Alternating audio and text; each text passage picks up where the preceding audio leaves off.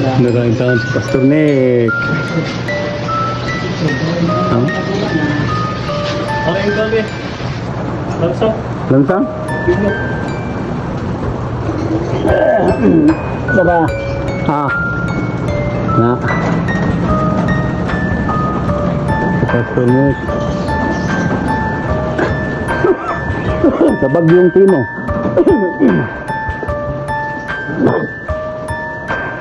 Among gipanggangutan og mga alambre. No?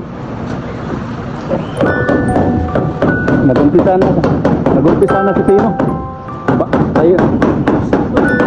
Bagyong Tino, ha? Alambre ba kita? Nay, si James bro.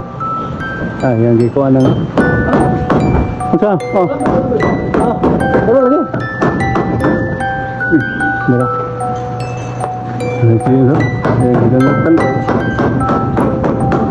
para dili itangay para hindi itangay sa Bagyong Tino.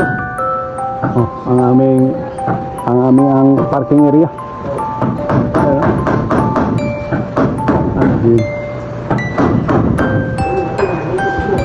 Tapos si Pastor Nick sa malapit.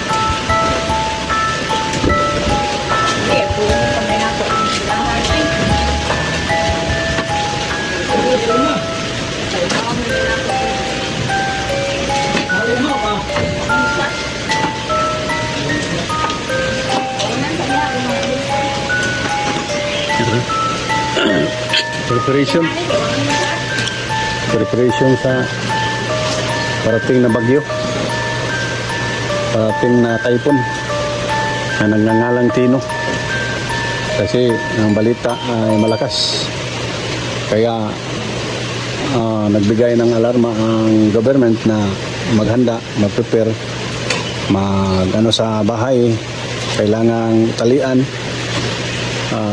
para pagdating ng bagyo Tino, hindi maitangay sa hangin, sa malakas na hangin ng aming pong bahay. Kasi noon sa audit nga bagyo, typhoon, medyo ito po'y parang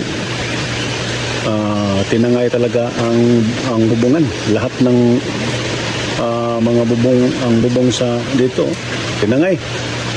Kaya ngayon mayroong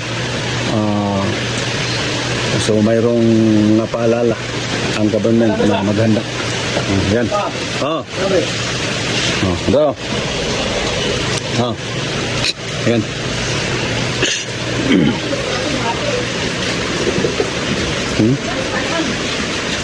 So, what is yung magbaon? Natin dyan kami. Luya ko.